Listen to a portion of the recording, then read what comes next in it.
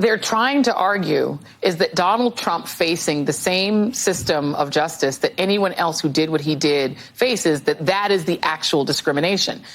But that also the other part of their argument, Alvin Bragg needs to be locking up more black people. Right. I mean, that's the undercurrent of their argument. Right. Well, even when you look at the attacks they use, using George Soros as this prop, as this, behind the curtain figure, you're basically also saying that someone like Alvin Bragg can't make his own decisions. Right. That he's a puppet master. Someone else is controlling his strings, which is inherently a racist type of connotation to say that a black prosecutor can't be trusted because a Jewish donor is controlling him. That is ridiculous. It is both racist and anti-Semitic at the same time. And oh, by the way, let me just point this out.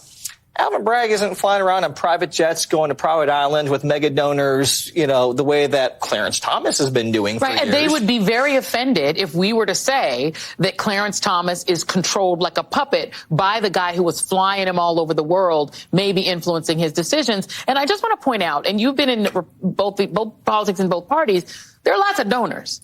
The Shelley Adelson, Peter Thiel, Miriam Adelson, Stephen Wynn. I could go on. The Koch brothers. Oh, yeah. And the right gets real offended if you try to say that money has influence. But we know in this, the way that the Supreme Court has allowed things to operate in the Citizens United world, we see that influence. Right.